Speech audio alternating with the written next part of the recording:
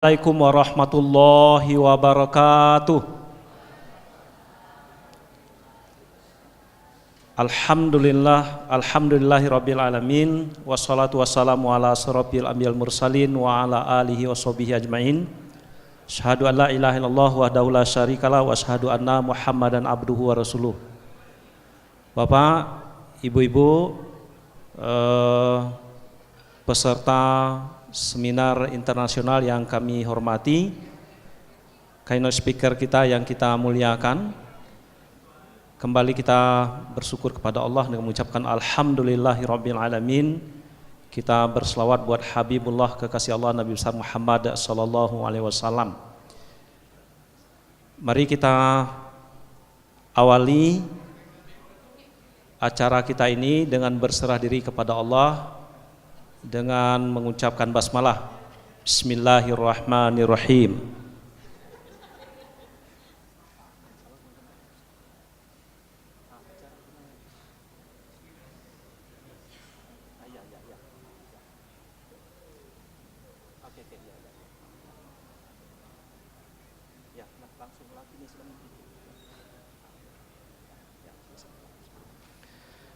Baik Bapak dan Ibu yang berbahagia, masuklah kita sesi yang kedua atau pleno yang kedua.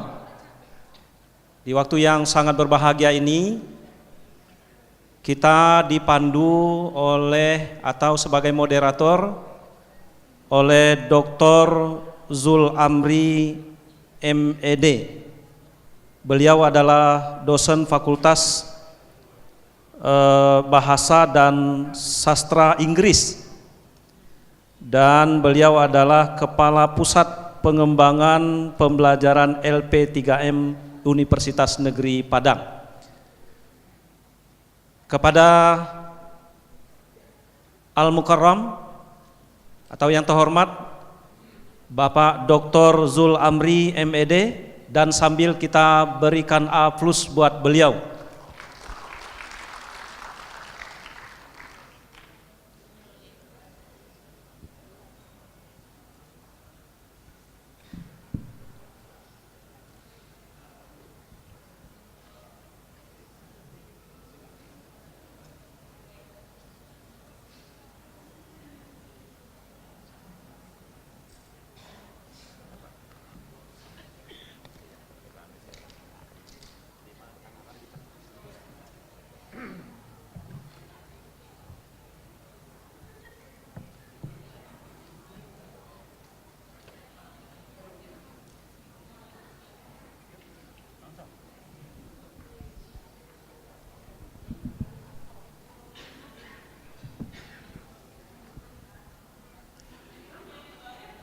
Bismillahirrahmanirrahim. Assalamualaikum warahmatullahi wabarakatuh. First of all, let me invite the three speakers. First, Dr. Simon Maynard from Australia. Second, Jose M. Regunay, PhD.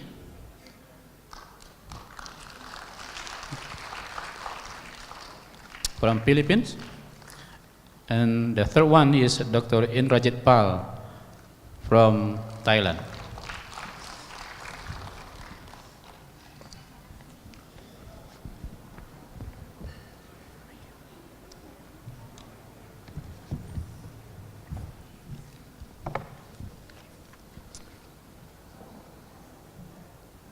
So, Simon, Jose, yes, and then Indrajit. Okay, we are on the right track. Okay, you're number 3. That's right. Okay. Well, ladies and gentlemen, good afternoon. Today, I feel very happy because I am given the opportunity to be moderator of the 3 great speakers from 3 different countries and 2 continents. Before inviting the speakers to present their papers, allow me to introduce them to you all. I am not going to tell you all about them, of course, because it might take hours, and I don't want to spend more time than the 3 speakers. Okay. Well, now let me introduce them to you. First, Let's start with Dr. Simon Maynard. She is an applied multidisciplinary researcher working at the interface of environment, economy, society, specifically in the field of ecosystem services, that is, nature's benefits to people. Her first career is in hospitality management, has equipped her with exceptional communication, negotiations, coordination, and facilitation skills, of which she applies to working with diverse professionals and stakeholders to develop nature-based solutions to achieving multiple conservation and development objectives. Now let me tell you a little bit about her education. Now in 2004-2006, she went to School of Environment, Griffith University, to do her Bachelor of Environmental Science, majoring in ecology and conservation biology. In 2006-2007, she went to School of Environment, Griffith University, to do her Bachelor of Science, majoring in Australian Environmental Studies. In 2010 and 2016, she went to Fenn School of Environment and Society, Australian National University, to do her PhD, majoring in Natural Resource Management. She is currently lead of the Ecosystem Service Thematic Group for the International Union for Conservation and Nature, ICUN, and on a Young Research Fellow at Griffith University. The second great speaker today is that Jose M. Regunay, PhD. He is an Assistant Professor 6 and Director of Training and Extension Service Division at School of Urban and Regional Planning, University of the Philippines, Diliman, Philippines. He did his Bachelor of Science in Forestry in UP Los Banes and Master of Arts in Urban and Regional Planning, UP School of Urban and Regional Planning, University of the Philippines. His specialization is environmental and natural resources planning and management, environmental impact assessment, and land use and development planning. The third speaker is Dr. Indrajit Pal. He is presently working as an assistant professor and chair at Disaster Preparedness, Mitigation, and Management at Asian Institute of Technology, Thailand. Prior to his present assignment, he was faculty member of Center for Disaster Management at Lal Bahadur Shastri National Academy of Administration, Missouri, India, for more than 8 years. Dr. Indrajit Pal holds the PhD on seismotectonic and earthquake hazard assessment, 2 master's degree, one in applied geology and another in sociology with urban sociology specialization. Dr. Paul also holds diploma in management, having more than 15 years of experience on teaching, training, research, curriculum development, advocacy, consultancy, primarily focused on disaster governance, risk management, incident command system, disaster risk reduction, hazard and risk assessment. This is about the 3 speakers we have right now. Now, ladies and gentlemen, before I invite the first speaker, I would like to tell you the rules of the game. First, each speaker will be given about 30 minutes to present papers. After the presentation of the 3 speakers, we come to discussion session. So, I really hope that everyone pays attention and take notes on each speaker's presentation. Now, let me invite the first speaker, that is Dr. Simon Maynard. The time is yours.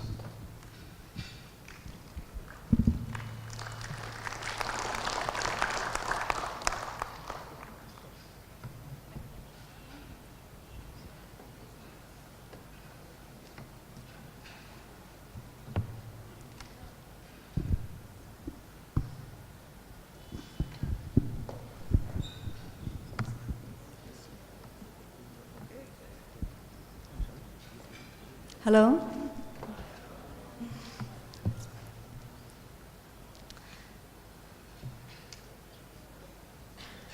Okay, so firstly let me thank you for having me. I feel incredibly privileged to be here to speak to you all.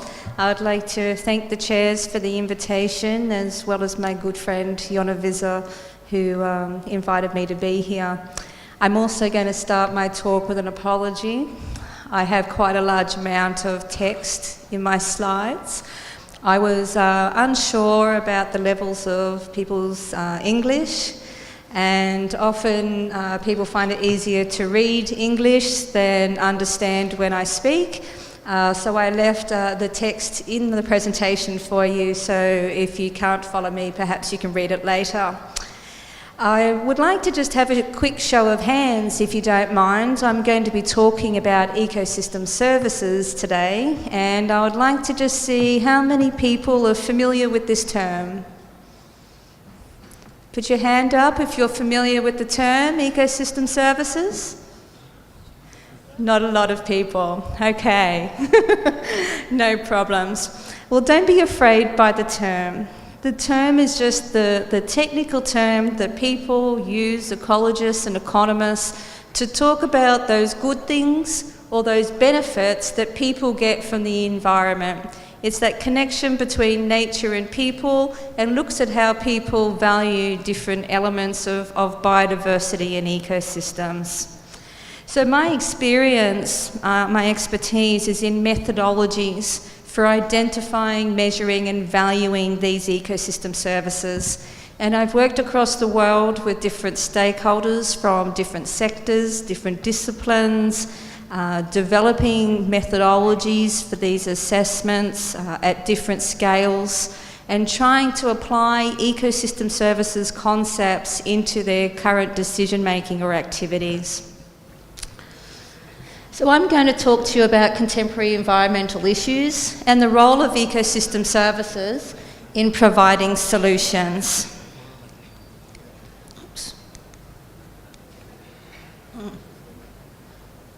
Do I point? Oh, I'm there? Yeah.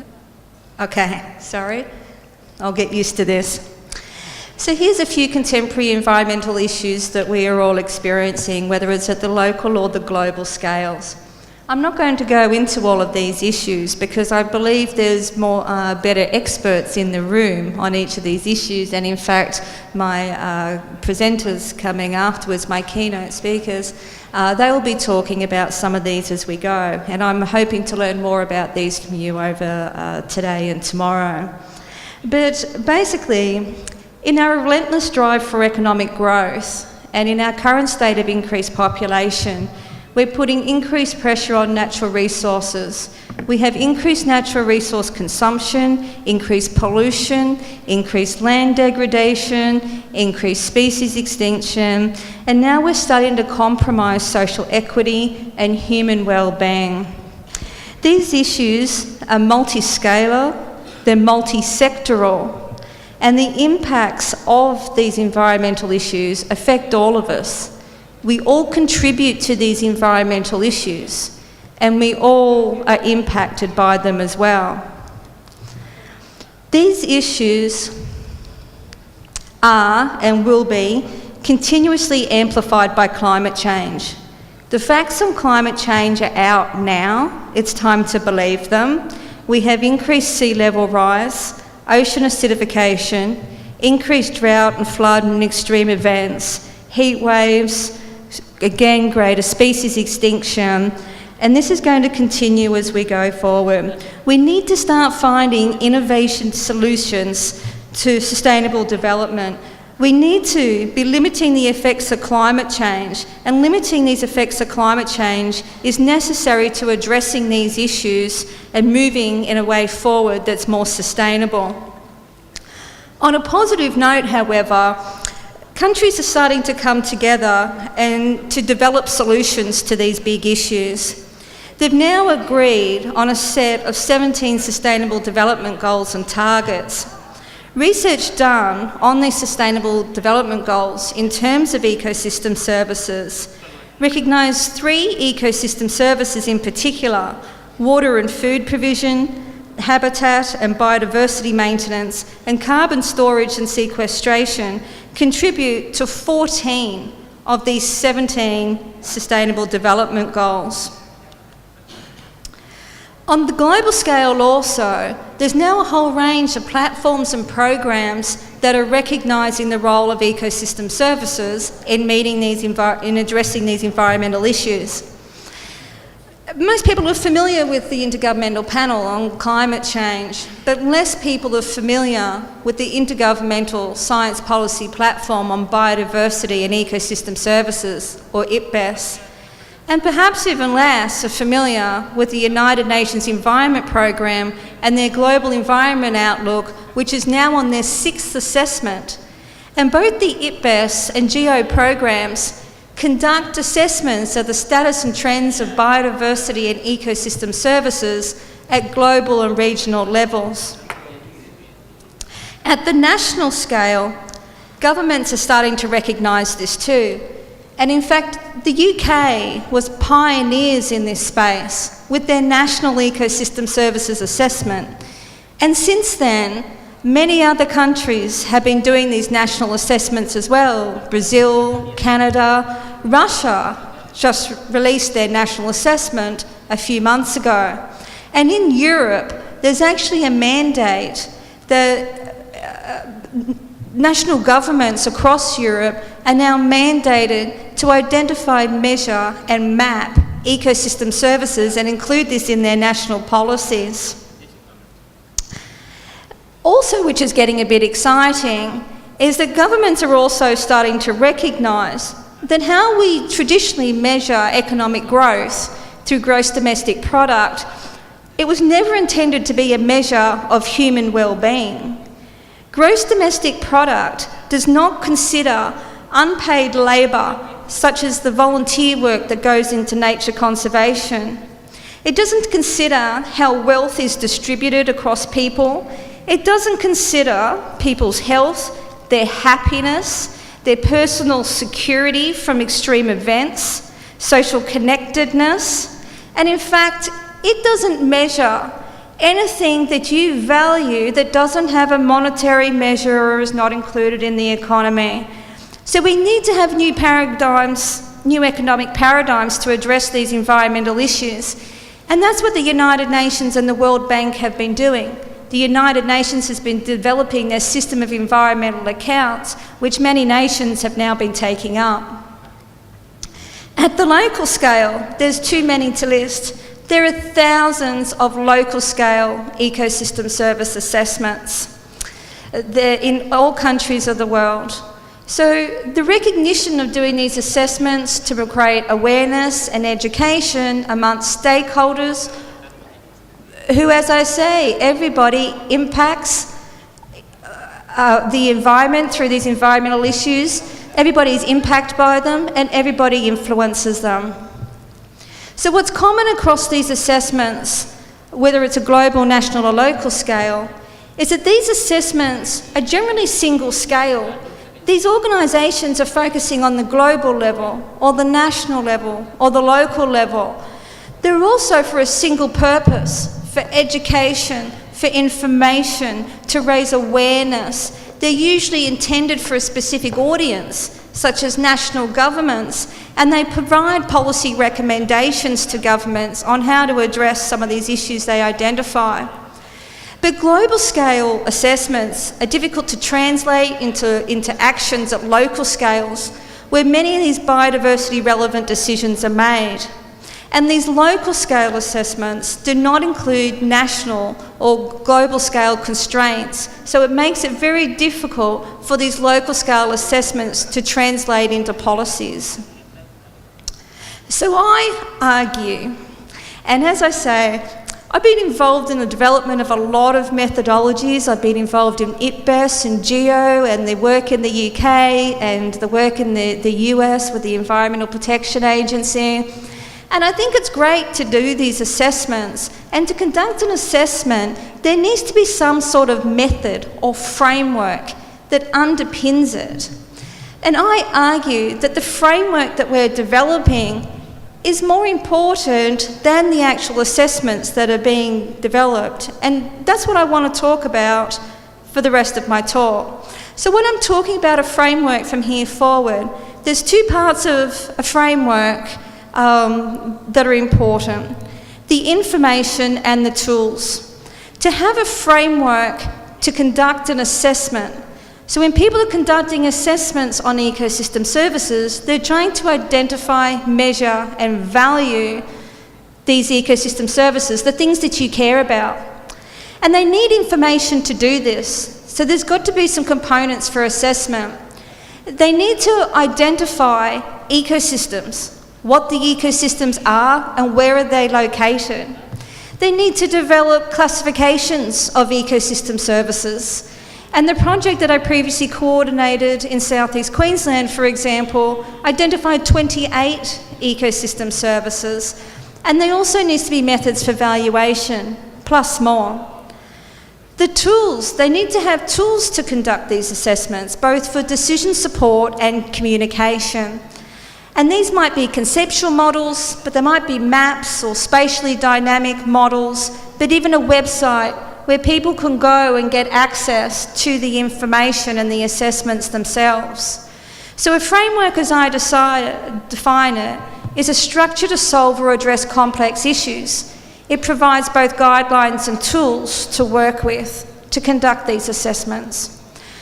As you'll see by point 1 up there has to be a process to developing a framework. They don't appear out of thin air. There has to be a process of doing this.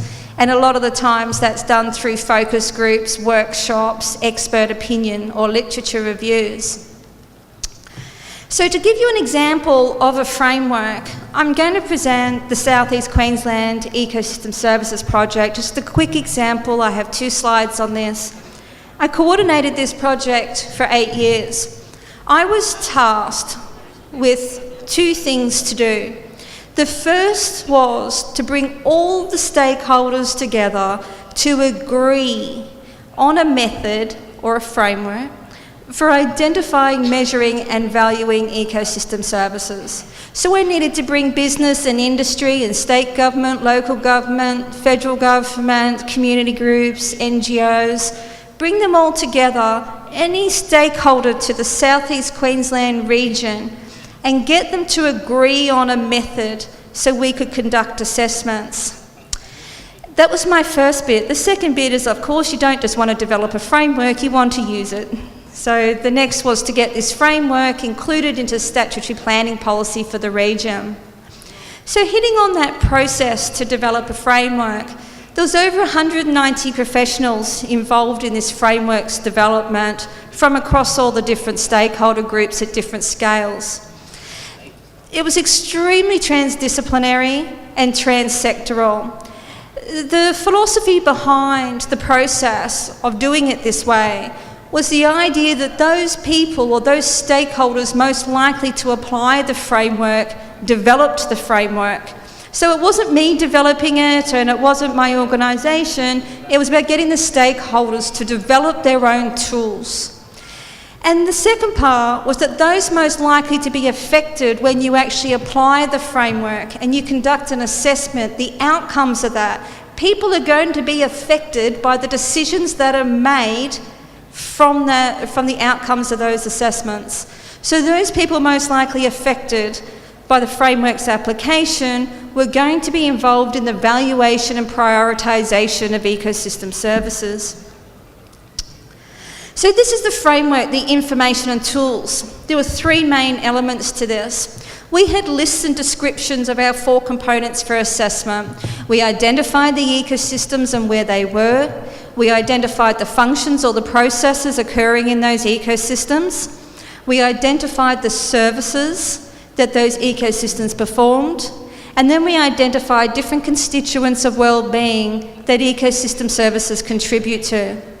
Secondly, it's one thing to go, well, we have these ecosystems, functions, services and well-being, but we need to understand the interconnections between these.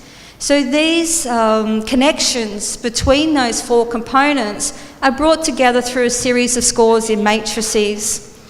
And the third is a series of maps because it was going to be a planning tool, and you can't have a planning tool without the maps. I could give a whole presentation on this alone, but obviously this isn't the topic of my conversation. So that's just to introduce you to what a framework for ecosystem services assessment might look like. So from the fact that we developed this framework, we were now able to conduct repeatable assessments over time. We could keep on applying the framework every few years and conduct these repeatedly. There's 11 local governments in my area, in the southeast Queensland region, but there's 14 regions in the state of Queensland. So the framework was also to be transferable to other regions. And then the regions in my state, they all have to answer to the state government. So it was important to have a framework that was scalable, up and down. And the framework, because it wasn't about just conducting an assessment for a single purpose, it was about a framework that wasn't just to be used by our organisation, but all stakeholders were able to apply this framework in their decision making. Thank you. So I'm going to touch now just a bit on that process side of things. So it's all stakeholders to environmental issues. All stakeholders are environmental issues. It's the stakeholders across multiple scales. The engagement is fundamental to building capacity, and the process that we applied was also fundamental to empowering our stakeholders. So I'm going to give you 3 quick examples of how this process is so important to addressing environmental issues, the process to developing a framework and the framework itself. And I'm going to do this very quickly. The first example is going to show you how the process to develop a framework influences the type of information. The second one will show you how the process affects the complexity of information and tools. And the third is about stakeholder uptake and mainstreaming of ecosystem services. I've just chosen 4 of the frameworks that I have worked on: the Southeast Queensland, the US, the UK, and the MA up there is the Millennium Ecosystem Assessment. And all these frameworks use the same definition of biodiversity. So I asked these stakeholders about what is the role of biodiversity in ecosystem service assessments, and is biodiversity an ecosystem service or not? And you can see by these results that in the SEQ, the US and the Millennium Assessment, which were highly involved their stakeholders, they all said no, biodiversity is not an ecosystem service. But the US said yes. So you can see that there was very big differences about where biodiversity sat in this, depending on where, the UK said yes. So there was very big differences about where biodiversity sat in these frameworks. And all these 4 programs were all halted in the very beginning because stakeholders were concerned about biodiversity. But because the US framework was done in-house by the US Environmental Protection Agency, they brushed it off and they could just move forward where the other 3 couldn't because the stakeholders wouldn't allow it. And the US basically said the reason why they didn't put biodiversity in it is because the US isn't orientated that way, that it's not an EPA mandate, and the EPA doesn't have the authority to legislate against it, so they just moved past the issue. So the culture, missions and mandates of organisations developing frameworks and assessments strongly influenced what information went into it. In SEQ, the process, I'm going to use SEQ as an example, the process influenced the complexity of information. Originally, we developed ecosystem service maps in-house without consulting our stakeholders. And I took them out to a workshop and showed them these great maps that we were working on. We were so excited, and we got there and were torn apart. We left that workshop with stakeholders saying, we don't want any of that. This is what we want. We want to understand the capacity of these ecosystems to provide services. We don't want your service maps. They also didn't want spatially dynamic maps, something that was quite complex. They said, don't give us something new. We can't use these. We don't have the staff and these resources. And so we started learning from the stakeholders what we actually wanted. And so when I was talking to the people in the US about spatially dynamic maps and others, so in the US it was a national scale framework, well, I got this big long explanation which I won't read out, but it was a bit blah, blah, blah, blah, blah, to me. I could barely understand it. But when I talked to people working at the local scale, they were very clear that the tools that they developed to support ecosystem services would be very different. They would be more complex if they hadn't consulted with the stakeholders. So participation and collaboration was key. So the process also influences the mainstreaming of ecosystem services. And in the first column you'll see South East Queensland and a whole range of applications that our framework has now been applied to.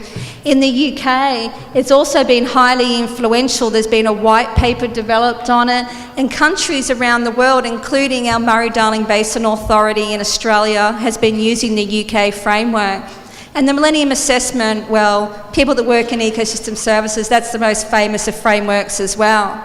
But in 2014, the US federal governments got together, recognising that the first lot of assessment tools were developed in-house by the Environmental Protection Agency. But in 2014, all the federal governments got together and released their own guidelines, and the method that they have is very different to the Environmental Protection Agency's initial approach.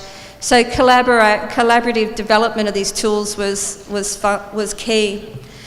So I just got these three very quick points. This is my last slide. That just shows that solutions for addressing contemporary environmental issues on ecosystem services, that ecosystem services is key to addressing these issues. The frameworks provide an opportunity to repeat and transfer and scale outcomes to different scales and over time. And frameworks are required rather than just assessments, because it leads to more salient, legitimate and incredible products, the information and tools. And if you have more salient, legitimate and credible products, well then you're going to have better assessment outcomes and greater potential for application. So I just want to leave you with the point that the process that you apply to develop frameworks or conduct assessments is just as important, if not more important, than the actual assessment or the products that you're going to produce. Thank you.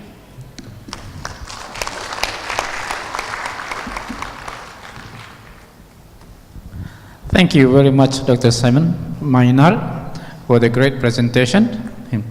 And the second one, we invite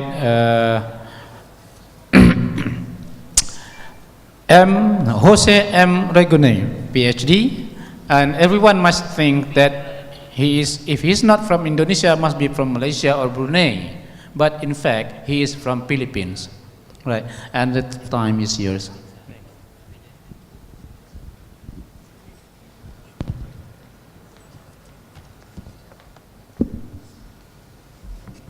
Thank you very much. Yes, when I arrived in Kuala Lumpur yesterday, I showed my passport, and the immigration officer looked at me and said, "Are you sure you're Filipino?" You look like a Thai. So I either look as a Malay or Indonesian or Thai, or even somebody from Brunei, but not a Filipino. Anyway, so my presentation more or less sort of overlaps to some degree with the presentation of Dr. Maynard. But I will focus more on the significance of biodiversity to achieve healthy ecosystems, leading to what Dr. Maynard said, the production or the generation of ecosystem services that are critical for improving society's human well-being, and then leading towards meeting the objectives of sustainable development. Why this paper, the biodiversity resources? I think this morning a speaker also presented the issues of biodiversity here in Indonesia, as far as I can understand what was presented on. But these biodiversity resources are now threatened by the pace of growth in the various development sectors. And there is now the need to incorporate and mainstream biodiversity in the decision-making, policy-making, planning, and plan implementation processes of these various development sector. And then later on the paper, I will provide some examples of seminal experiences on how mainstreaming biodiversity in the Philippines was or are being done. So, as mentioned by Dr. Maynard, the biodiversity simply means the variety of life on Earth, and it incorporates all living things from the very microscopic viruses up to the plants and animals, including people.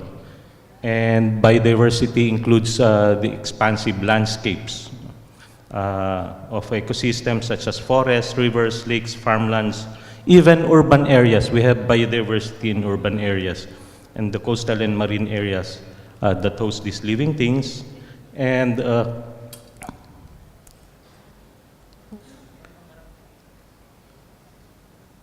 biodiversity concerns also the relationships between and among these living creatures and their communities, and they coexist in a network of relationships and conditions and survival regulated by cooperation, competition, predation, symbiosis, and parasitism.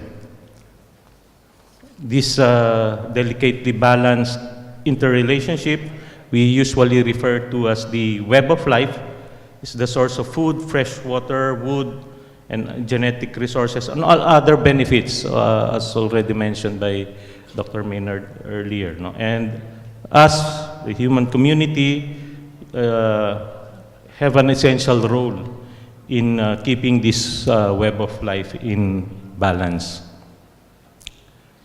And people, as I've said, is part of the ecosystem, and we must be an integral component of biodiversity. Even within the urban life of people, which may appear as detached from the natural environment, human communities remain intimately connected with ecosystems and their processes through their diets. In the Philippines, some of communities in the Philippines would want to prefer and eat endemic species. We have restaurants there. While it's illegal already, we have restaurants offering these types of food. Of course, biodiversity also, urban life also affects in terms of the use of materials. Some people would prefer their houses built using premium timber species because it's a status symbol in the Philippines. If you have your house built on a premium timber species, you're wealthy, you're well off. And a lot of services and benefits obtained from biodiversity and ecosystem resources. So very quickly, the levels of biodiversity, of course, we have the genetic diversity, which is the variability within species, different genes, and combinations of genes within population. Species diversity is the number of species occurring in a particular area, or measured as species richness. And of course, ecosystem diversity, which is the variety of ecosystems within geographic boundaries. And the more ecosystems we have, the more species we will have also. So in a schematic diagram, this is how biodiversity exists. It exists across the entire ecosystems, from the upstream areas down to the urban and coastal areas. Significance of biodiversity is it has ecological, economic, and cultural significance. Some of these ecological significance include trees providing habitats for food, parasites and predators as natural controls, organisms and bacteria responsible for recycling, and so on and so forth. But more importantly, biodiversity has also economic significance. Food, a lot of our food sources come from biodiversity. That's why there is now a focus to promote agro-biodiversity, and we're finding out that the native species, agricultural species, are now more resilient to climate change than the new introduced agricultural species. Fuel, shelter and warmth, medicine, both traditional medicines and processed drugs. It was, I think one of the articles I read said that medicines from biodiversity resources is a big business in the United States, I think earning almost $30 billion a year. And then of course there are other products such as paper, pencils, and the rest. And of course there are other values of biodiversity which are considered as indirect uses: climate regulation, solar and water conservation, nutrient recycling, maintaining water cycle, etc. These are all important values of biodiversity. And that also in some communities in the Philippines, they value biodiversity for their spiritual and cultural functions. They identify areas, biodiversity serves as their the symbol of their community, etc. And of course, biodiversity provides sites for recreation activities. And then biodiversity, there is the underpinning factor for ecosystem functions, including the provision of biodiversity of ecosystem services. And some of these ecosystem services, as mentioned already by Dr. Maynard, includes provisioning, regulating, including cultural services.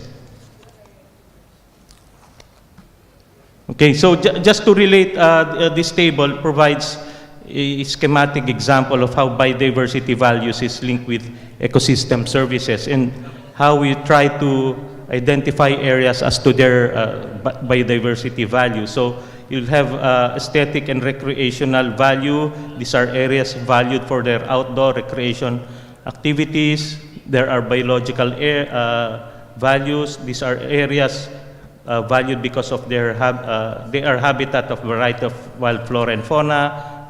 Economic value of biodiversity. These are areas valued because they provide economic activities that are sources of income, such as farming, forest products. In a research we've done in the Philippines, we found out that communities, local government units will conserve biodiversity if they see the economic benefits of biodiversity conservation. It sort of provides them an incentive for putting money into biodiversity conservation if they see some level of returns, no, for biodiversity conservation.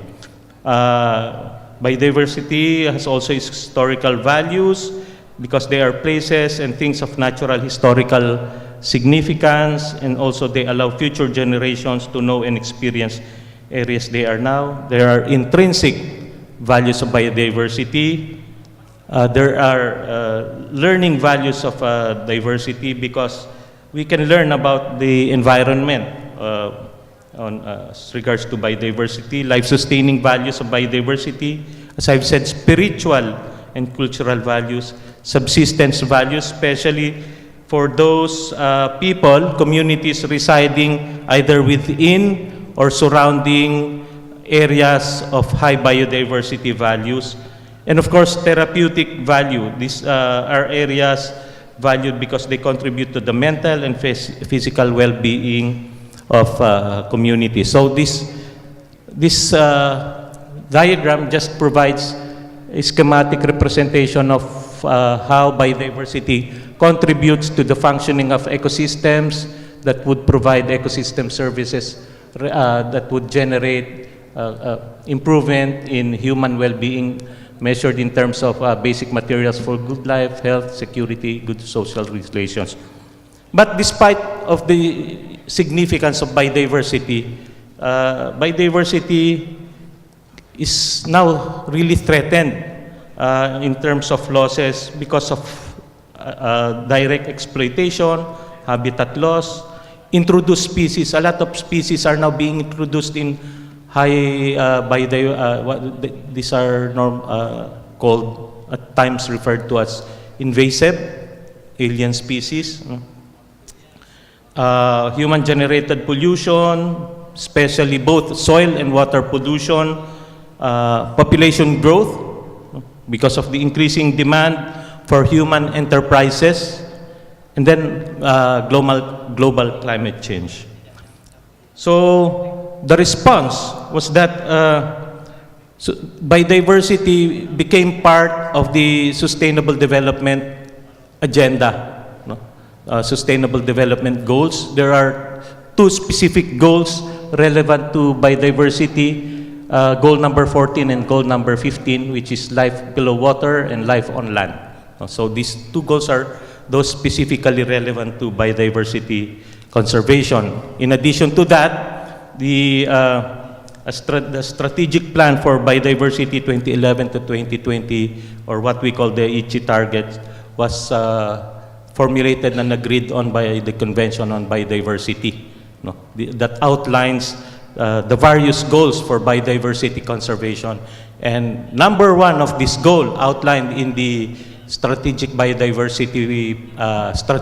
for biodiversity was the mainstreaming of biodiversity. Specifically, strategic goal A is the need to address the underlying cause of biodiversity loss by mainstreaming biodiversity across government and society. And for this reason, the Philippines took on the initiative for doing mainstreaming approaches for biodiversity. Why? Because of the significance of Philippine biodiversity.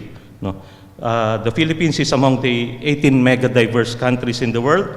It is 5th in terms of number of plants, and it is host to 5% of the world's flora, and it is 4th in terms of bird endemism.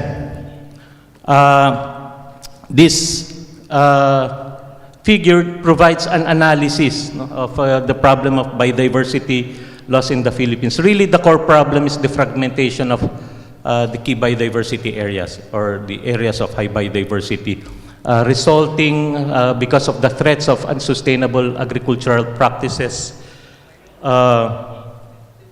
forest sector-related activities like logging.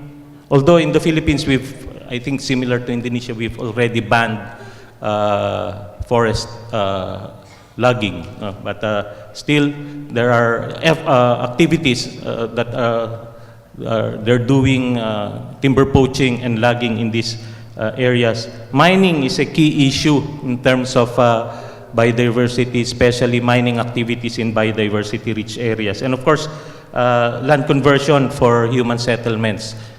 Now, the root cause of all of these threats is the disjointed policies, plans, and programs, weak enforcement, limited tenure rights in the production zone, and the need to integrate biodiversity concerns in the landscape planning and development.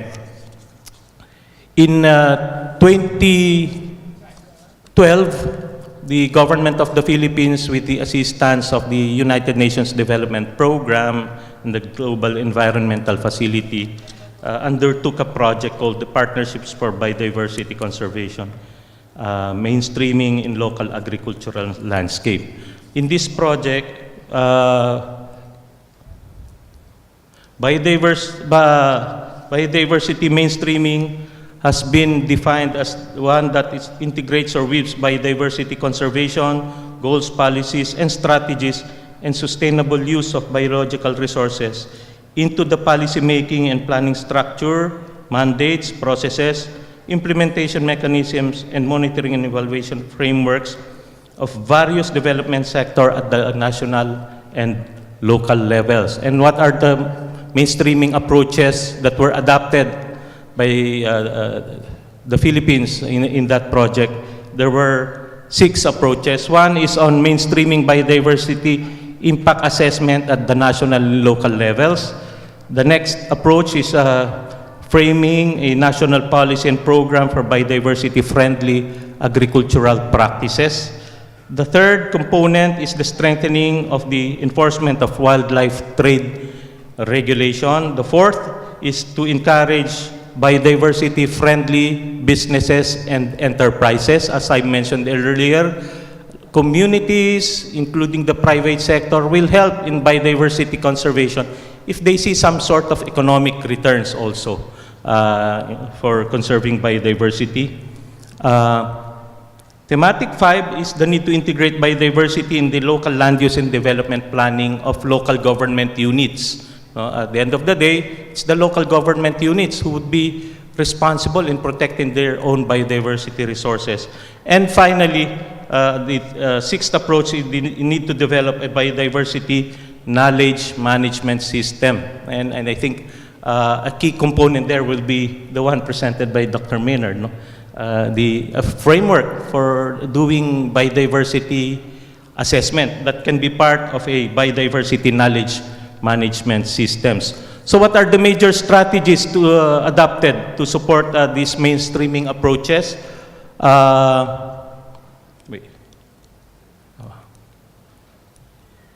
One is the what we call for component 1 is the mainstreaming or the development of a framework for what we call biodiversity-focused strategic environmental assessment. Most of the impact assessment done in the Philippines are at the level, the project level. Seldom do we do environmental impact assessment at the policy, plans, and programs level. So what we did was to develop a framework and policy for incorporating biodiversity focused strategic environmental assessment. The second approach or a strategy was the promotion of biodiversity-friendly agricultural practices. And what do we mean by biodiversity-friendly agricultural practices? These are practices that use traditional and modern technologies, including agriculture, fisheries, agroforestry, and multi-cropping techniques that maintain ecosystem resilience, protect biodiversity reserves, regenerate and protect natural habitats, use low input, less environmentally damaging systems that reduce soil erosion and water runoff, adopt the principles of sustainable livestock and poultry husbandry and the use of water and fishery resources, and to increase soil fertility and productivity, balance insect population, and reduce air and soil water pollution. Another strategy was to develop what we call a biodiversity inclusive local environmental code for local government units. The third strategy is the promotion of biodiversity-friendly enterprises. What do we mean by biodiversity-friendly enterprises? These are enterprises that refer to economic activities and practices of micro, small, and medium enterprises, local government units, and people's organizations that promote the sustainable use of biological resources, create wealth and value, and open opportunities for capital sharing among community members. And the fifth strategy is the formulation of a framework and methods for incorporating or developing what we call a biodiversity responsive comprehensive land use plans of local government units in the Philippines, and also the preparation of what we call landscape level ecological plan to cover protected areas that incorporate the surrounding landscapes of these protected areas of high biodiversity value. And of course, the conduct of information and education campaign to make decision makers, at the end of the day, it's the decision makers, the legislators, the executive branch of government who would implement programs and policies to make them aware of the value of biodiversity resources. Aside probably very few right now in the Philippines, especially in the government, except probably the Department of Environment and Natural Resources of the Philippines, know what biodiversity is. All other branches of government do not really have a clear idea of what biodiversity and its values are. So really they need to do an intensive information and education campaign. So the way forward, what are the challenges ahead of us? What are the things we need to do ahead of us? So the need to mainstream biodiversity strategic environmental assessment in not only in DNR but in all other national government agencies, including local governments. Need to undertake programs and projects to promote biodiversity-friendly agricultural practices. To this, the Philippines Department of Agriculture has already developed the standards for specifying what a biodiversity agricultural practice is. And then the need to deputize local authorities as wildlife enforcement officers. Also, the need for national government agencies and local government units to provide incentives to encourage the establishment of biodiversity-friendly businesses and enterprises. And then the need to upscale the preparation of biodiversity-responsive comprehensive land use plans and transboundary plans. The need to support really biodiversity research and extension to provide data, maps, and all other information needed by local government units to undertake biodiversity conservation. And the enhancement of what we call a web-based biodiversity knowledge management system to allow local government units and all other stakeholders access to data, maps, and all other information from the web. Make this available to them. You know, in the Philippines, that's one of the difficulties in doing biodiversity conservation plans. The difficulty of obtaining data and maps, as mentioned by Dr. Minard. You need a lot of maps to be able to do a very responsive biodiversity management plan. So with that, thank you very much.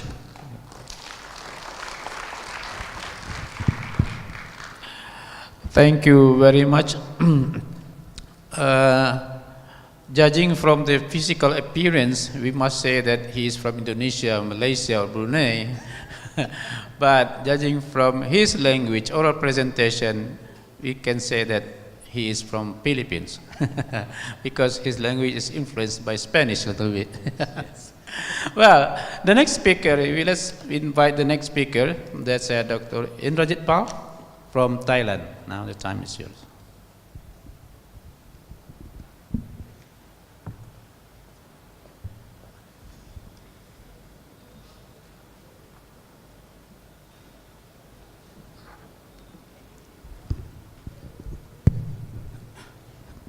Okay, first of all, I'd like to thank the organizer for inviting me. It's a great opportunity for me and for AIT also to meet all these people. Before I start my presentation, so already you are exhausted, maybe I'll start with small activity. So can you please rise, can you please stand up?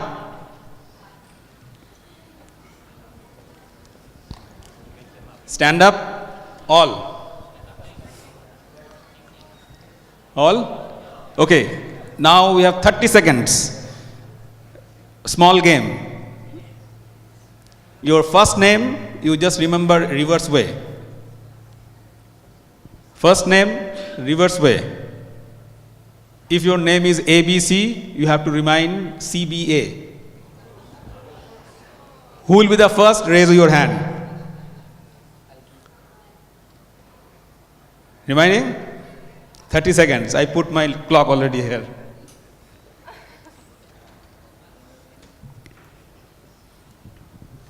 Anybody? Okay, sir.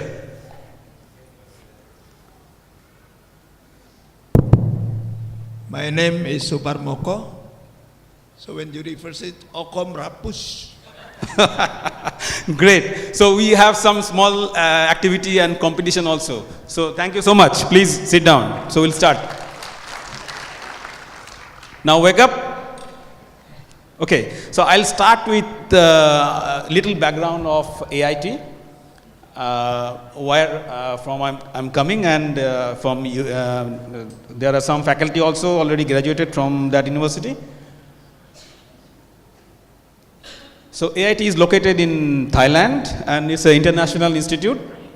We have about 30 country representative students and about 30 plus faculty and staff. 30 plus country representation. So it's a truly international sort of community. So we are trying to develop some sort of a regional research base for the countries in this region, ASEAN and African countries as well. And these are the ranking of the university as a global ranking. So there are 2-3 international organizations who are ranking as per the quality and quality of research and the student and jobs and other things. I have circulated some paper also for your interest. I am from disaster management, so I am also chairing disaster management, we call academic program. So that is particularly higher education program, masters and PhD program. We don't have any undergraduate program. So these are the 4 regular program we are handling, like postgraduate certificate, that is a shorter one. Professional masters and doctoral program. Apart from that also we are also organizing small training programs. These are the courses under disaster management. So we are running full-fledged disaster management degree program. In this region after 2004 tsunami it initiated, and in 2008 we have started first program in this region.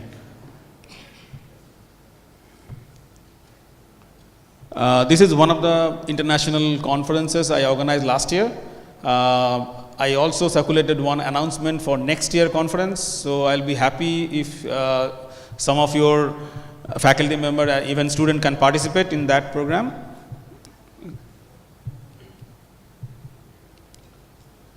So these are some student activities inside the courses. What we are doing to expose them not only the classroom teaching, also we are exposing them with the community, so they are interacting with the school children actually and the community. This is international exchange program for the student, selected student to Japan. We are actively working with different partners. So I also was discussing, we have some collaboration before. I don't know whether it's expired or not, so maybe we can revive again with the university level collaboration to have more activities. So these are some of the books. I'll provide one book to this university, to Indonesia, for his library. Let's discuss about, so when you talk about disaster management, many things comes in our mind, like climate change, population growth, urbanization, many things. This picture is a little bit interesting. If you see the why we need, what is the importance of disaster management, why we are discussing too much. The two photographs are little bit different. Here the time is 10 o'clock, here the time is 1 o'clock. So in simple form, disaster is all about the risk, how much you are exposing yourself to the risk and how much you are protecting yourself from the risk, right? So we are protecting ourselves from the sunlight, maybe through sunscreen or some of the things like this, and umbrella here in this case. So earth is prone to natural hazards, it's not new. If you see the background of Indonesia, it's quite prone for different type of hazards. Starting from history, I was just reading some of the books for Indonesia in flight. So it's like last 500, 600 years, Indonesia is facing different type of disasters. Before that, we don't have any record that much. So disaster happen every now and then, but how much we should concern and how much we will be affected, that is our primary goal to address. So if you consider the exposure, it's very much clear. This is a picture from Nepal. This is from 2004 and this is 2009. So you can clearly understand if I am constructing my houses just next to the river or on the river. So it's not about the river. River is not the problem. So it's all about the exposure. We are exposing ourselves just next to the river. So we are prone for the disaster. That is a very simple solution. And again, the vulnerability, these buildings are actually on the river bed, not on the side of the river. This is on the river bed. This is again one of the mountain area in India.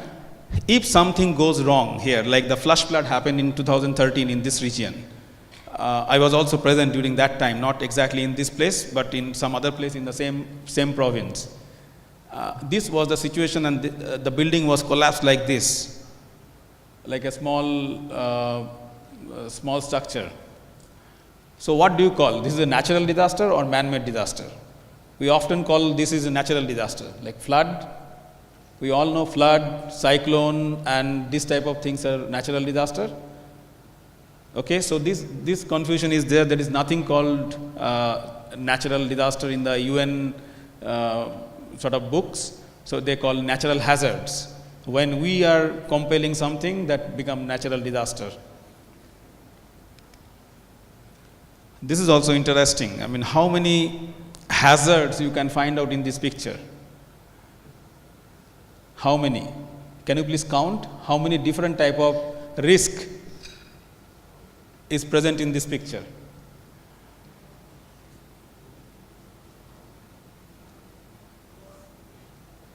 3, 4, 5? 5? Okay, so there are at least 5 to 6 different type of hazard present. If that people are not affected by that hazard, so there is no disaster. So hazard versus risk. So hazard is present everywhere, but it's the perception and the activity action what actually we are doing. So hazard impact people depending on their vulnerability. So if I am constructing my house next to the coastal belt and is prone for the earthquake and tsunami, so I will be vulnerable. If I am constructing my house just little bit far away from the coastal area and is not prone for the tsunami, then I will not be affected. So it's not about, it's about the exposure, and vulnerability is defined by that. I have some points, next slide.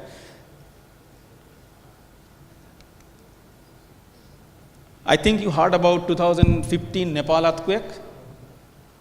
I think everybody heard about 2015 Nepal earthquake. Nepal 2015 having a big earthquake and some thousands of people died. Right? How many of you heard about that earthquake? 2015 Nepal earthquake. You heard about this? Yes or no? Yes? How many of you heard about 2015 Japan earthquake? Very few, right? Because there was no disaster that much. So I'm going back to the slide.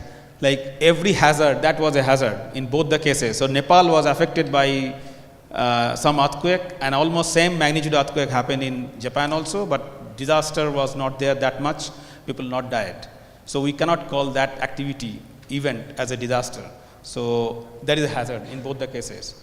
So all the hazards not necessarily become disaster. So what I was discussing 2011 Thailand flood is another case, is one of the costliest disaster happened in recent days. So the level of risk depends on the nature of hazard, vulnerability of the element which are affected, and the third one, the economic value of those elements. Okay, so we are very much discussed about like typhoon effect in US, but we are not discussing typhoon effect in Fiji, right? Because the economic loss is not very high in Fiji compared to US.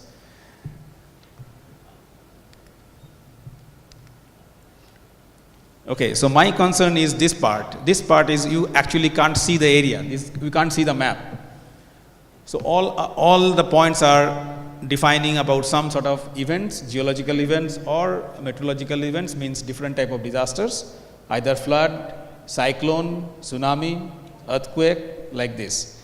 So geographically, this area is prone for different type of hazards. You cannot shift. Historically, like Indonesia and many of the South Asian countries are prone for different hazards. You cannot shift the entire Indonesia to somewhere else. We have to live with that, right? Like we know 82% of Bangladesh land is almost at the flood plain. So there is a high tendency of flood, about more than 80% of the land. So you cannot shift entire Bangladesh people to in some other country or some other place. It's not possible.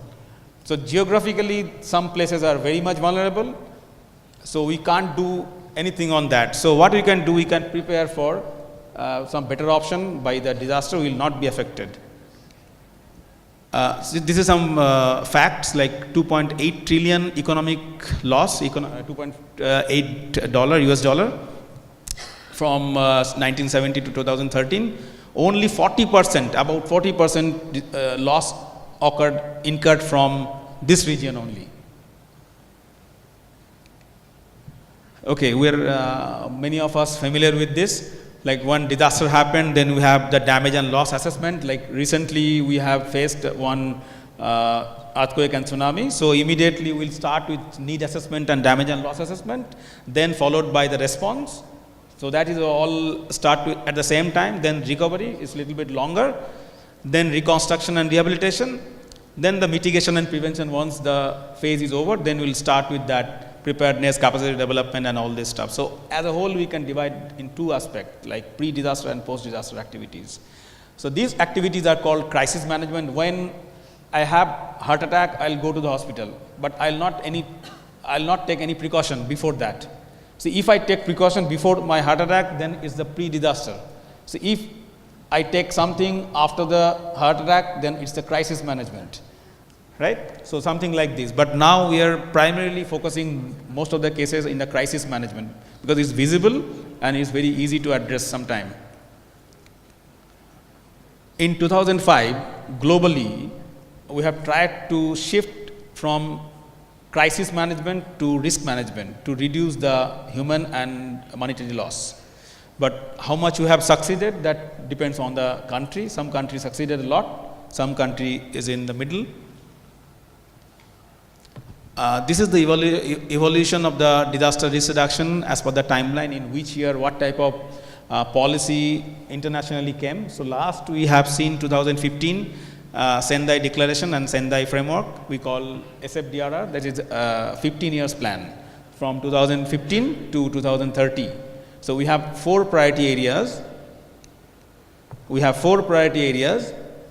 That is a guideline for the government, national government, to develop their plans and develop their long-term development plans based on this type of guidelines.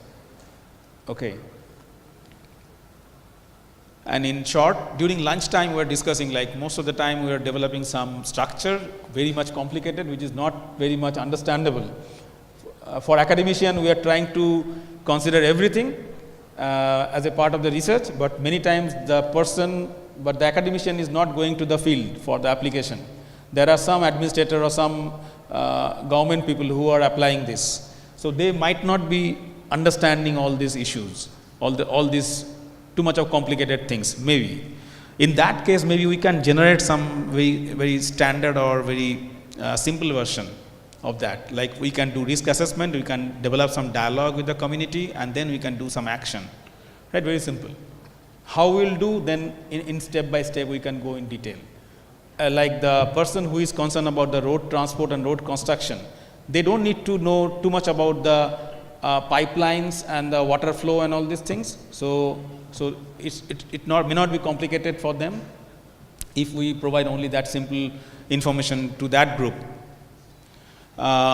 So there are something called intensive risk and extensive risk. There is one report freely available on the net. It's called Global Assessment Report 2015. In short, GAR 2015.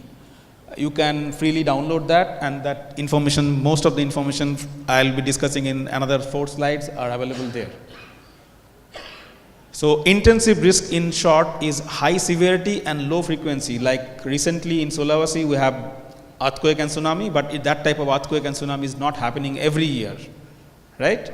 So that type of tsunami is happening in some like 10 years or in long gap.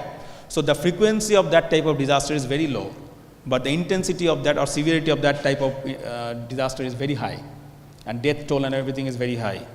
And the other type of disaster is low severity but very high frequency. Means we can face small cyclone or typhoon or maybe floods every year, but the intensity is not very high. So many people are not actually dying out of that due to that disaster. So which one is the concern? If we plan for this to protect ourselves from this intensive risk, then the cost factor will be too high. Say for example, if my area is prone for earthquake, say like 9.2 maximum as per the tectonic feature of that area. So if I construct all buildings to withstand 9 point something earthquake, then the cost of the building will be too high, right? So we will not follow that usually. Then we will go for the moderate option, like whatever earthquakes we are facing almost in, say like in 10 years or 20 years time. So the possibility of very high earthquake might be like 500 years, something like this. So then that is the decision we need to take. We will go for the cost, we will go for the other part which we can implement. So going little bit detail about the intensive, this is very interesting actually feature, what actually we should do. Risk associated with high severity and mid and low frequency, that this is the document I am referring to.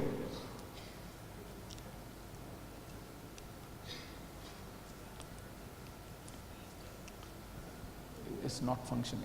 Can you please check? Okay. Yeah, thank you. Here if you see the global mortality, and these are the spikes, like these are the major disaster happened, like 2004 Indian Ocean tsunami, cyclone Nargis in Myanmar. So these are the spikes, says about the number of people killed in that particular events. Other times it's a little bit moderate going on. So our whole discussion is sometime based on these spikes, but maybe that is not sometime very much comfortable for the discussion also. Extensive risk maybe. Okay, so the question is what we can do out of that, understanding the disaster.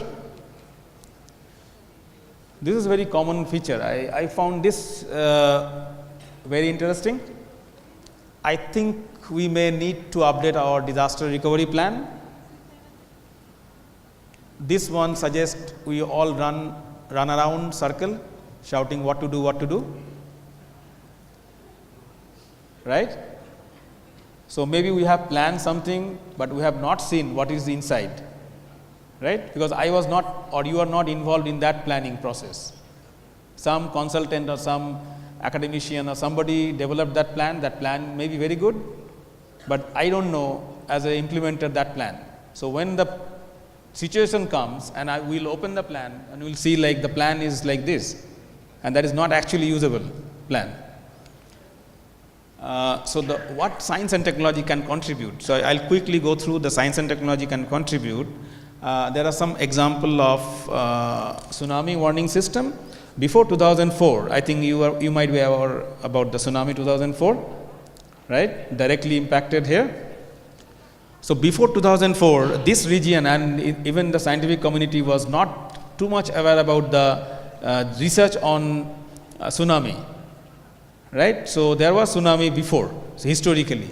So 2004 was the eye-opener to start some new domain to research on the tsunami, how we can predict tsunami warning, I mean how we can get the model and what are the data is required, what type of instruments we will put on. So all these things came after that. So there is a timeline in the next slide. So if we consider the science and technology, in 1960 the plate tectonic theory came, okay, and in 1961 earthquake monitoring station, this type of sensor started and is continuously improving. And in 2000 there are advancement on the earth observation and the network of stations which can record earthquakes throughout the globe. So there are some global project actually started. Electronic sensors also developed that time, and after that also. But the point is, whether we are using that type of system right now or not. Science and technology is there, information is there, everything is available. The point is who will be using that and how will be using that. So there are certain dimension of or determinants of risk. Changes in exposure and in some cases vulnerability are the main drivers behind the observed trend of the disaster losses. So we all are very much sympathetic about the tsunami loss, but I'll show you one case study of cyclone in Indian context and how they have changed the policy and plans and how it's reduced the death toll. Okay, always we are sympathetic about there are many people died and all poor people and all this stuff. But if I construct my house just next to the coastal area and that is prone for cyclone and tsunami, okay, so there might be something problem with that group also, and also from the administration, why we have not stopped them to construct. Okay, so there are manifold, it's a debate actually, it's not a simple one-line answer. Okay, if you see like the DRR investment, as per the country, I have just compared 3 countries as per the economic data. So we have 3 countries as per the global ranking of the countries. It's a high income, middle income and low income country. Japan is spending about 6% of their annual budget for the DRR activities. Thailand is spending about 2%. This data is from the Ministry of their concerned finance ministry, and this India is spending about 1% of their whole budget for the DRR. That is a gross estimate. Okay, now comes to the resilience. Resilience is very simple. I think we have seen this type of doll before. It's called roly-poly toy. If you push it, it is bounce back, right? If you hit that toy, it will bounce back. Means you are resilient to fall down, right? Similar thing is applicable for the resilience. If something goes wrong with me, how much capability I have or my community have to come back to the normal situation. It's about the normalcy. There is another saying about Japanese, about the bamboo trees. During winter, there is a snowfall, right? And all the bamboo trees are going like this down because of the snowfall. But they are not dead. Once the snowfall time is over, winter is over, then again they are bouncing back to the normal situation, right? So this is the property that trees have. But the point, like they are comparing this property as a resilience, and Japanese are also resilient like the bamboo trees, almost. There are some key factors when we are developing the indicators, developing the sort of process. Our first speaker mentioned about some processes, and we are discussing about some points, like which is some extent related with some of the points here. And overall, it's linked with the equity in the first half. Some of our speakers discussed about that. So this is about the risk knowledge of the community, and that is having different type of dimension. Sometimes we are missing that cultural aspect, right? We are always talking about the science and technology and all this, but how that particular community survived for that many years, right? So we have to value that cultural aspects also. So that is we call indigenous knowledge and the cultural aspect of the things. I'll give you one small case study done under this small project in Thailand. We have done some activity in the northeastern part. It's very close to Cambodia, and it's, you heard about the Mekong River. It's one of the biggest river in this region. So the Mekong River is coming like this in the northeastern part of that area, and in this study area we have a huge lake. So we have tried to do some study around the lake, how they have developed their resilience, they have developed their social context and protection against the flood. So they have faced one flood in 2017 recently. but they were not affected by flood during 2011, which is the biggest flood in Thailand. So we have tried to understand it in this process. We call system approach. It's actually computer generated model. We can feature all these 7 points here. So as I mentioned, like for the academician, sometimes it's complicated. You can understand it's little complicated. Like there are 7 boxes, means 7 system from the society. We are trying to understand the information on the economic, physical, institutional, human, natural, and in all these points we have some detailed indicators. So finally we will compile that based on some sort of ranking, and we will compile with some sort of numbers with the resilience index, something like this. So we can measure that index based on the certain points from the community based through that system approach. So we are in the middle of the project. So we came up with these are the houses actually in that area. So all houses, most of the houses around the lakes are on stilt, on pillar. It's about 8 to 10 feet pillar. So they are actually not affected by the flood because the water is here. So whatever type of water will come, so they are not affected. So they are traditionally doing that, not after the flood. So I am talking about the cultural aspect and indigenous knowledge. So they know that flood is a possibility and the flood is coming very regularly. So they are completely resilient with the flood. They are living with the flood. So for them, flood is not the disaster.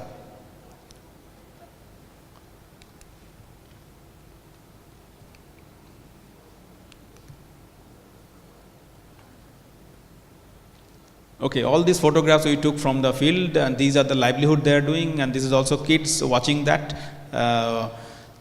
Some findings from the study. 3 minutes left.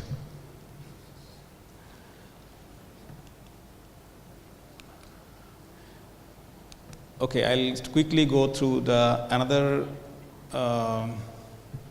case study. So this is the eastern part of India, and if you see the 3 lines is signifying cyclone track. So there are 2 cyclones I am comparing, like one is happened in 1999, another happened in 2013.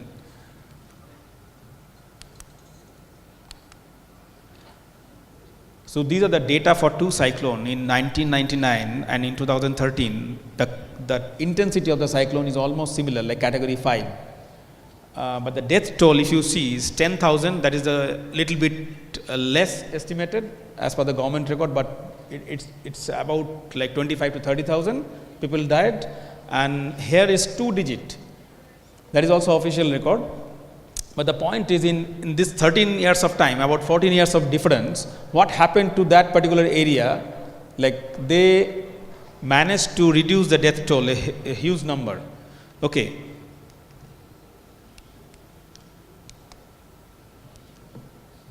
So what has happened differently in these 2 cases? Death toll is 10,000, death toll is 44.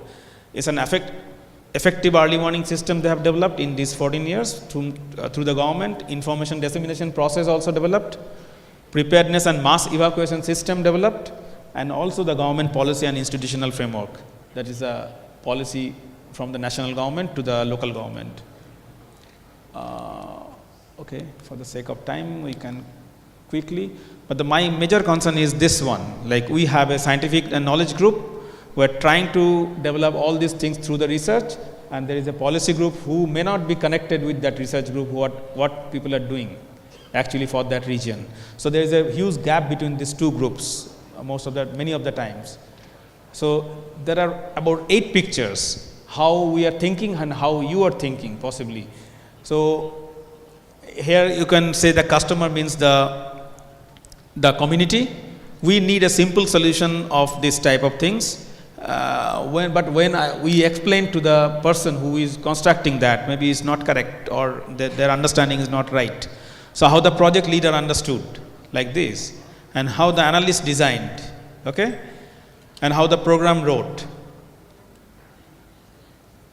and what operation installed, and how the customer was billed, so and what the customer really needed. Okay, it's a very simple step-by-step analogy I found from some sources. It's excellent, like to understand there is a huge communication gap between the person who wants that and who is providing that. Okay, so we will try to bridge the gap through some process like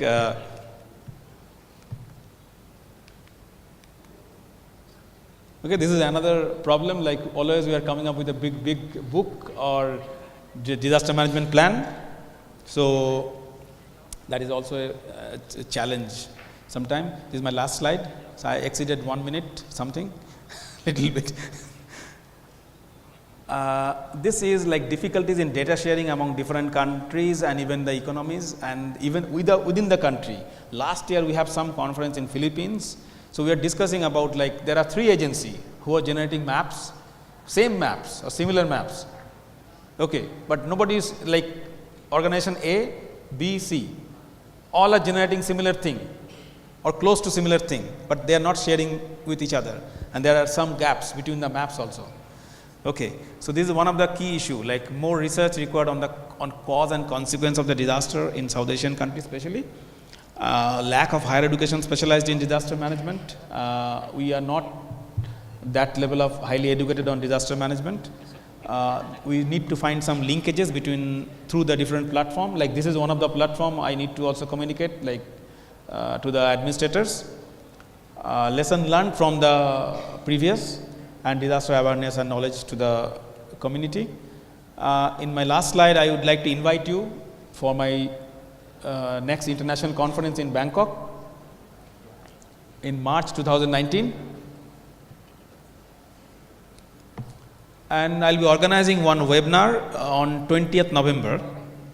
This is the link, these are freely available, so any person who is willing to join, you can just click that link and you can directly go to that room. You can go for a video chat or you can also go for an audio. So whatever is, so you'll be on the room, you can attend 1 hour lecture there. Okay? And timing is I think same, Bangkok time and Indonesian time are same, similar time. So with that, thank you so much.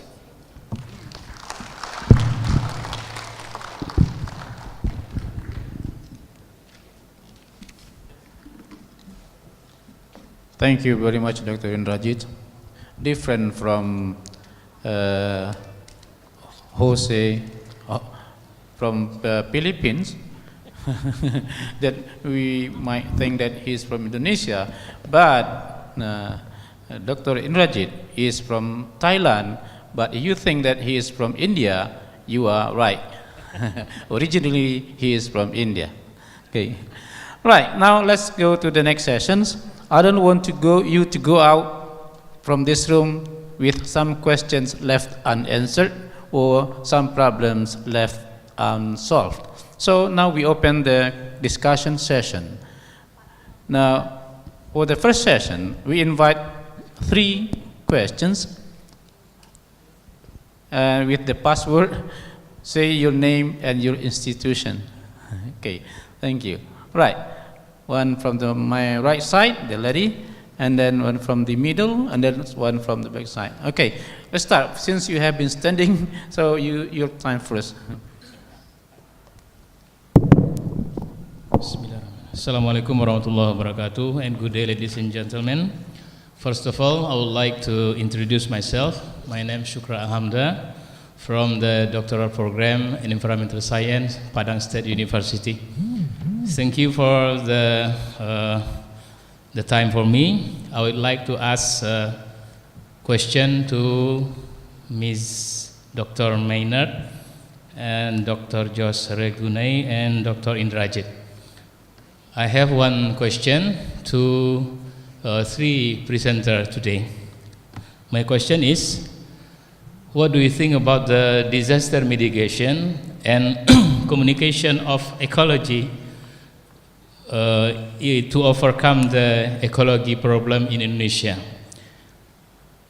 Then the second question, what do you think about the disaster mitigation and communication of ecology to overcome the diversity problem in Indonesia?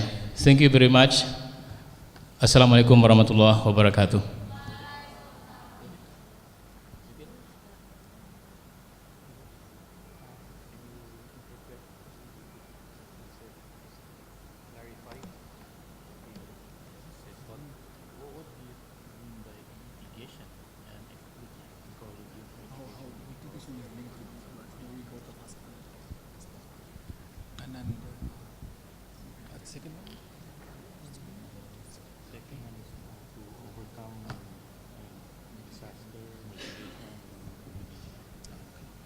All right, thank you for the first speaker. And for the next question, please speak a little bit slowly because we are writing your questions. All right, the lady on my right side. Okay.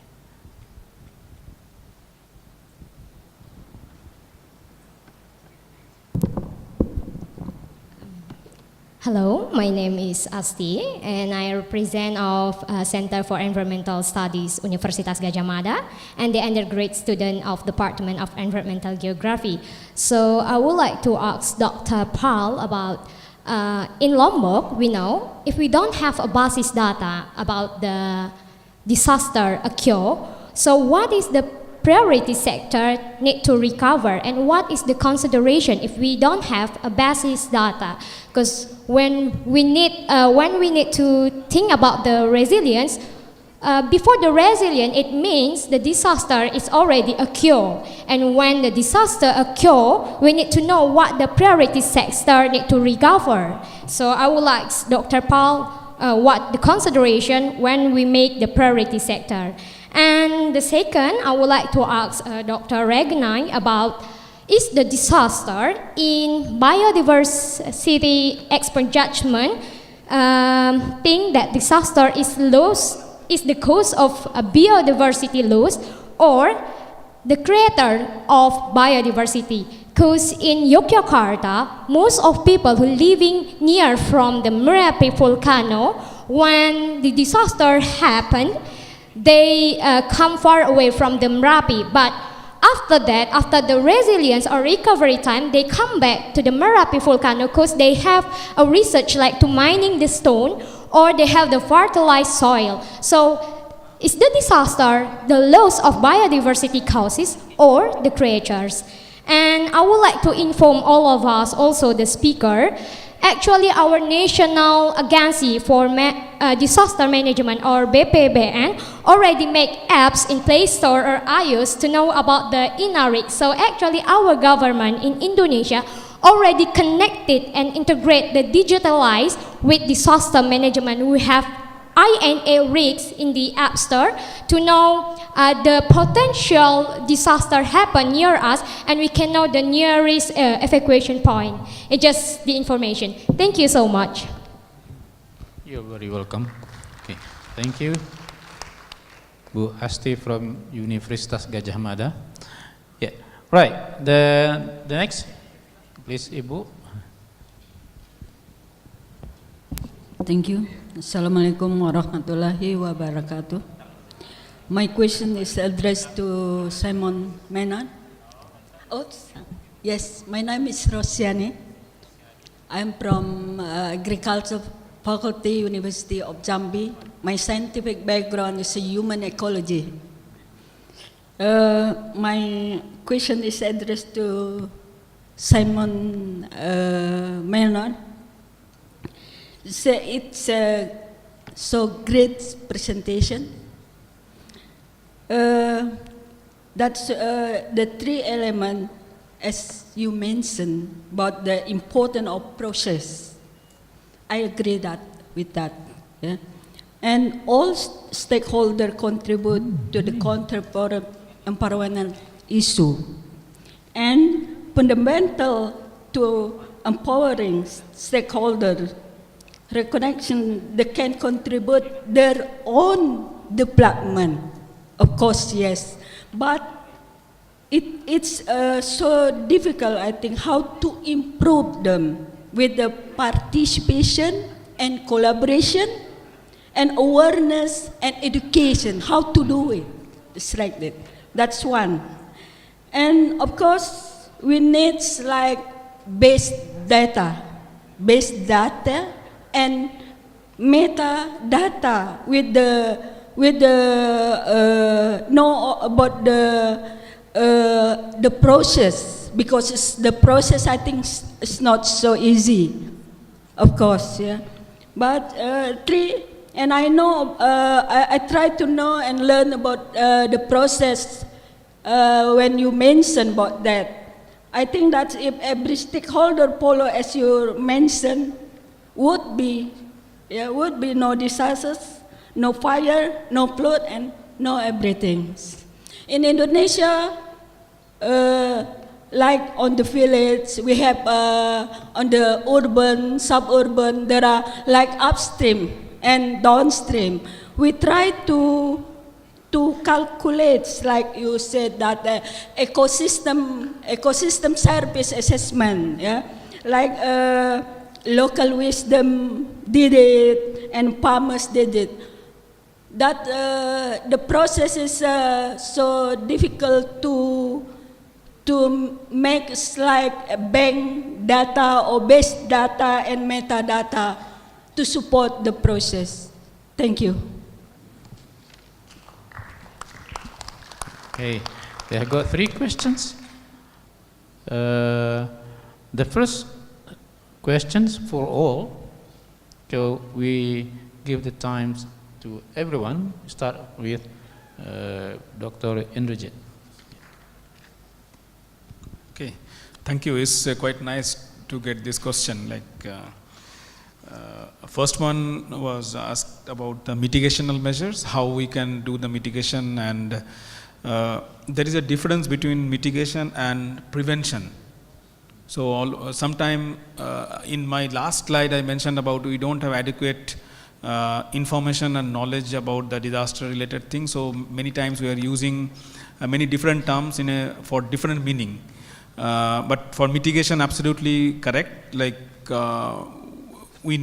if we do something to protect that particular community or the human or infrastructure from the impact of the disaster, right? So that is called mitigation. So mitigation is not about stopping that event to happen.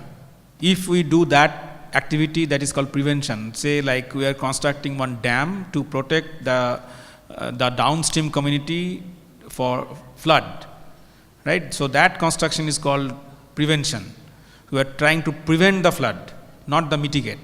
For earthquake, we cannot protect, we cannot stop the earthquake, right? Earthquake will happen of its normal.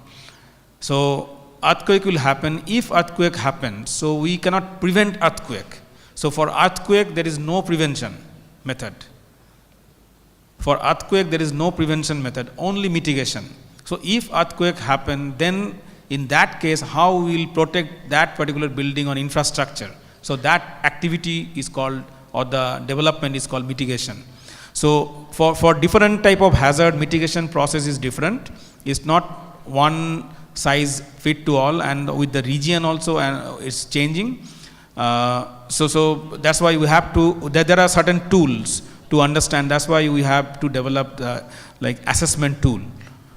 Already there are some accepted assessment tool, so we can understand the region. Say one of the student mentioned about the digital things are available for entire Indonesia, so even the satellite imagery is also available, and all the shape files and everything available.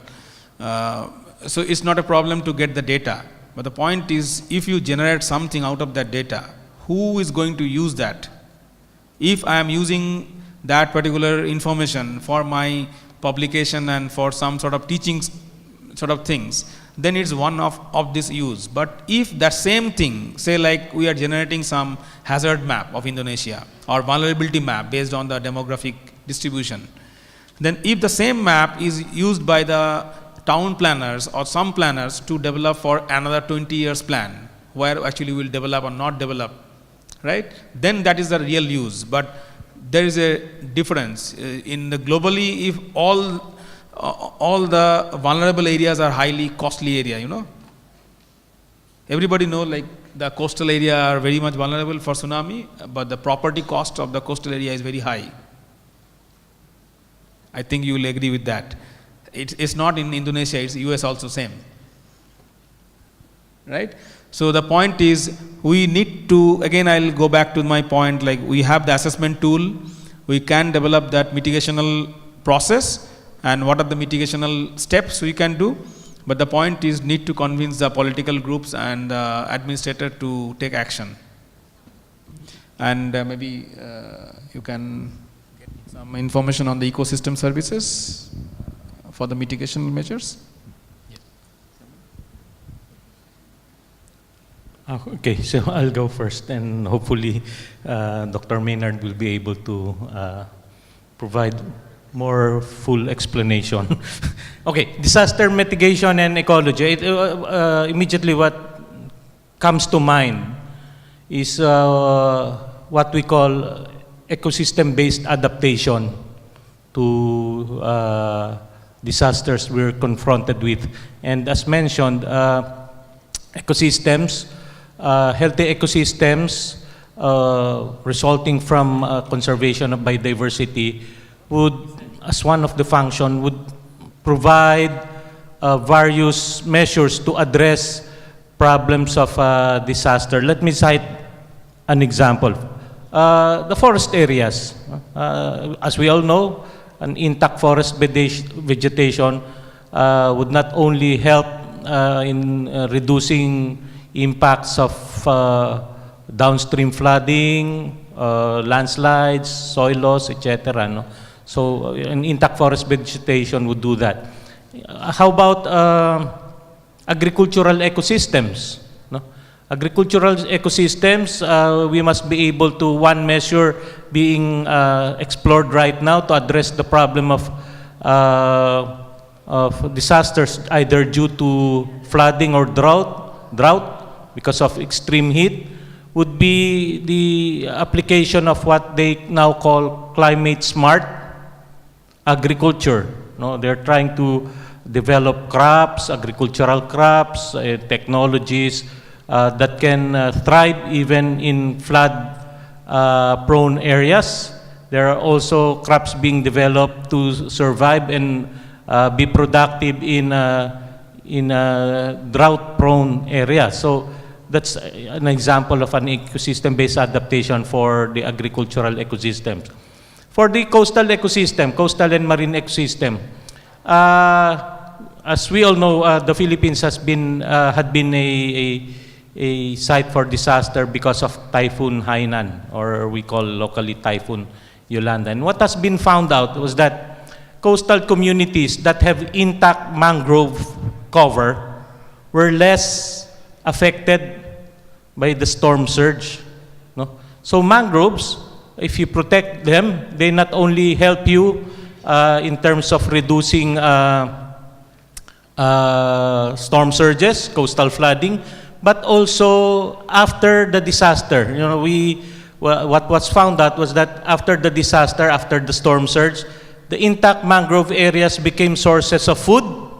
No, because food was very problematic right after the disaster, and also sources of construction materials for housing, both temporary and permanent housing for coastal villages. So that's an example of how ecology, disaster response, disaster mitigation can respond. And how about the urban ecosystem? No, the urban ecosystem, as we all know, should provide safe settlements. No? And how do we do this? Safe settlements to address both the impacts of climate change, no, either drought, flooding, or is to not only provide what we call the gray infrastructure, the engineering infrastructure to protect, as mentioned by Dr. Pal, to protect and prevent the occurrence of disasters, but also to incorporate into our urban planning design what we call the green infrastructure, where we have sufficient green and open and functional open spaces. No, especially during earthquakes, in Metro Manila is susceptible to, and we're expecting the big one anytime now. No? I think you've read it also, that we're expecting the big one in Metro Manila. And right now, the important thing is to provide evacuation centers and open spaces where people can go to, open spaces that are safe, where people can go to during these types of disasters. I think that should be that should answer more or less how disaster mitigation and ecology can relate with one another. Thank you. I'm a little hesitant to answer because I'm not sure if my experience, for example, in Australia would have direct relevance to you here. But I'll try and give a little bit of an insight to ecosystem services in land use planning with local governments from my experience in developing these frameworks. Now, the South East Queensland region, for example, has a number of local governments that are right on the coastline, but it also extends back west where we have more rural areas. Now, in 2011, we had a flood that came through southeast Queensland, and it's a predicted once every 50-year event. So our local governments that actually are on the coastal area do plan for disasters and have mitigation adaptation, but our local governments that were further west don't have that because it's mostly perceived that the risks that we face in our region are going to come from the coastline. And these floods didn't. We have a big escarpment at the back of our region, and the rain fell over the top of that and came cascading down and flooded the whole region, came right down through the Brisbane River and took out a lot of the city. We had massive infrastructure damage. And I live out west, and I took people in that lost their homes. The houses were completely underwater, and there was no plan or mitigation, or even though this was a predicted event for actually dealing with this. So we contacted the local governments with our ecosystem services framework. And we were specifically looking at a number of services like water supply and water regulation. And we went to these local governments, and many of them were very open to meeting with us, but a number weren't. They didn't want to know what the results were. And when we met with these local governments, we overlaid the maps that I spoke about with the local government's strategic plans and their nature conservation strategies. And we wanted to see what the local governments were already protecting in terms of ecosystems and what they weren't, basically. And the big thing that came up was that in most of the local government areas, about 60% of the high value areas for providing services like buffering against extreme events were actually being protected, which was fantastic. But the other 40% or so was mostly the floodplains, because floodplains weren't being picked up in their strategic plan, which had an economic baseline to it, and their nature conservation strategies weren't picking these up either because they were biodiversity focused. And frameworks that focus specifically on biodiversity or nature conservation for its own sake don't pick up the values or the social impacts or economic impacts.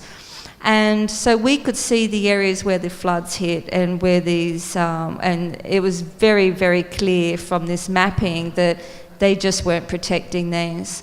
So in terms of the ecology and the disaster mitigation, to me that's where that line gets drawn between conservation for nature for its own sake and then conservation of nature for people's sake, which is ecosystem services.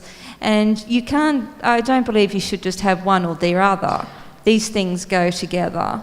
But certainly traditional approaches to just conserving for nature won't pick up your disaster mitigation. Thank you very much. Well, ladies and gentlemen, we come to the end of this session. It seems to me that we talk much about disaster, ecosystem, but and many things, and some disaster can be prevented and some cannot be prevented, meaning that under our control, like earthquake. But some disaster can be prevented, and depends on the policies from government, central government or local government, and we all are responsible for that. And we can do many things to prevent the disasters. Well, I'm really sure that we still have some questions to be answered and some problems to be solved or some information to be conveyed. But since we have very limited time, I can give you the email address of the three speakers if you want to have further communication. First, let's start from Simon Maynard. Her email address is maynardsimonE@gmail.com. I repeat, maynardsimone@gmail.com. And for Dr. Indrajit Paul,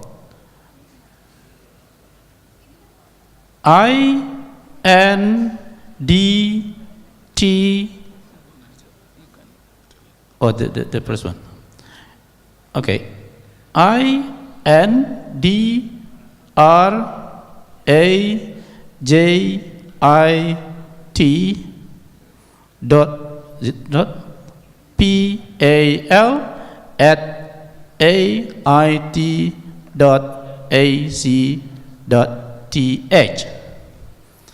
And for Jose M. Regune, the email address is jmregunay@yahoo.com. All right, those are the email address that you can have further communication for the speakers. All right, again, ladies and gentlemen, we come to the end of the session, and thank you very much for your great attention during the sessions.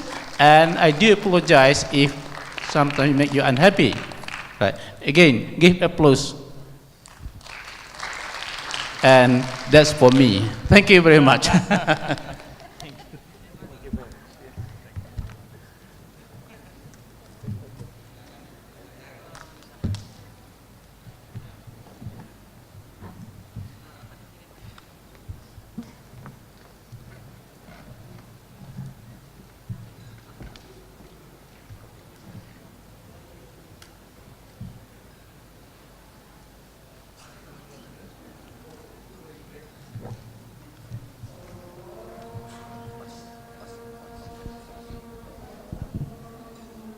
Baik Bapak dan Ibu yang berbahagia, itulah tadi sesi kedua atau pleno kedua, di mana tadi sebagai moderator adalah Pak Dr. Zul Amri MED. Kita beri aplaus buat moderator kita. Terima kasih Pak. Ya. Baik Bapak dan Ibu yang berbahagia, sebelum kita akhiri sesi ini, dan acara kita memang belum ditutup karena masih lanjut sesi berikutnya, sampai besok maksudnya. Baik, yang pertama untuk BKPSL dan Pepsili setelah sholat asar ke gedung rektorat yang baru. Nanti di sana sudah ada panitia pemandu di ruangan, ada yang lantai 3 dan ada yang lantai 4. Kemudian bagi partisipan mahasiswa, kami tujukan pada mahasiswa mengambil